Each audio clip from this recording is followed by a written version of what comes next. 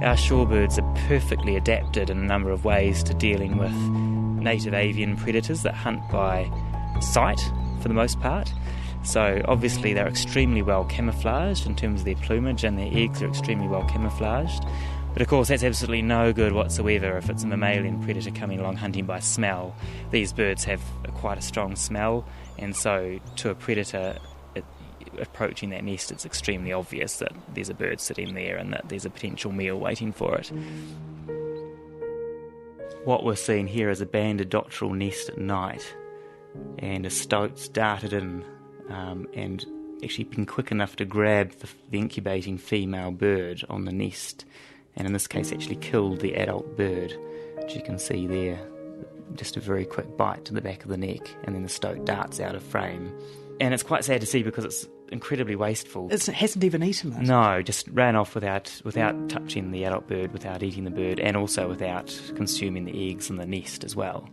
But the sad thing is that's not the end of the story for this particular nest. The very dedicated male came back and continued incubating those eggs until the next predator came along, and in this case it was a ferret who visited this nest a few nights later, and the ferret scavenged the dead female, and then just to top it off, a couple of nights later a cat was attracted to the nest as well. So stoats, ferrets, cats, what else is a problem for them? Yes, the fourth big predator we have in the system, and it's one that not a lot of people are aware of at the moment, are hedgehogs. So the hedgehogs, they're extremely good at locating these nests, and they'll just sit there and eat the whole clutch.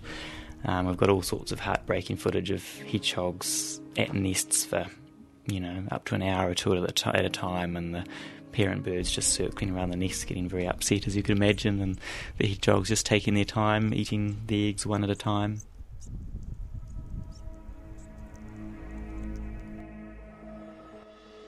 This is a particularly lucky nest that we had at the Cass Delta recently.